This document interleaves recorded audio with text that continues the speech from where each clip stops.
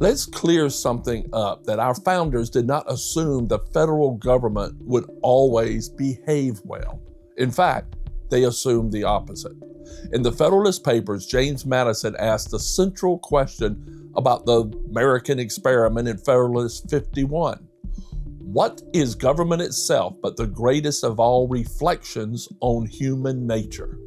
Because you see, the founders understood this: power concentrates unless it is restrained. And that restraint was built into the federal system, where states were not provinces or client states, but co-equal guardians of liberty. Alexander Hamilton made this explicit in Federalist number 28. He addressed a nightmare scenario, a federal government turning its force inward. If the representatives of the people betray their constituents, there is then no resource left but in the exertion of that original right of self-defense, which is paramount to all positive forms of government. Listen very carefully. Hamilton is saying that if federal power becomes destructive, the people, and by extension the states in which they live, retain the right and duty to resist.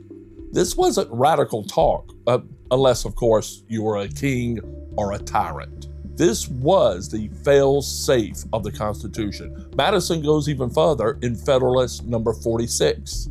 He argues that a federal government attempting to use force against a state would be checked by state governments, state legislatures, and the militias, and the allegiance of the people themselves. He writes that such a federal overreach would meet obstructions which the federal government would hardly be willing to encounter. You see, if Madison and Hamilton were to show up today, they would scold Governor Walz for not calling out the state militia to defend the state, and they would be proud of what Pennsylvania's Attorney General warned. If any law enforcement agent, any ICE agent, is going to come to Philly to commit crimes, then you can get the F out of here. Because if you do that here, I will charge you with those crimes. You will be arrested. You will stand trial. You will be convicted, whether it's in state or federal court. It's my office prosecuting it. That's how the law works. And you will do your time, because Donald Trump cannot pardon you for a state court conviction. Do you hear me, ICE agents? Do you hear me, National Guard? Do you hear me, military? You're going to jail if you commit crimes in the city of Philadelphia. You will be accountable. The law applies to all of you.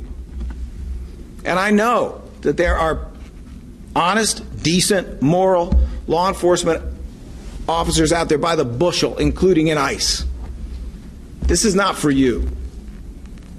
This is for any one of your colleagues who thinks they are above the law. Why? Because the founders assumed citizens would side with the states, not with a distant central authority acting outside its bounds.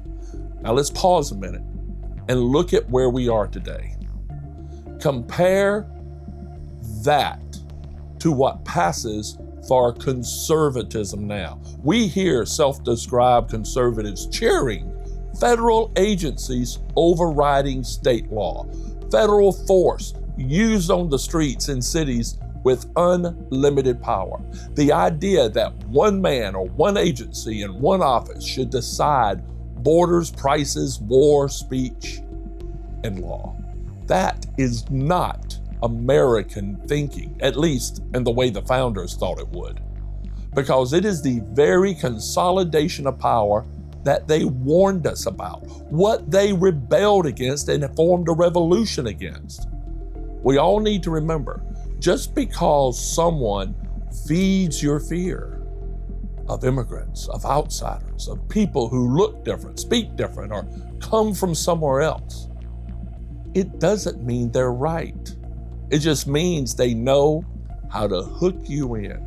Fear is the oldest tool of centralized power. It short circuits reason. It trains citizens to surrender judgment in exchange for emotional support.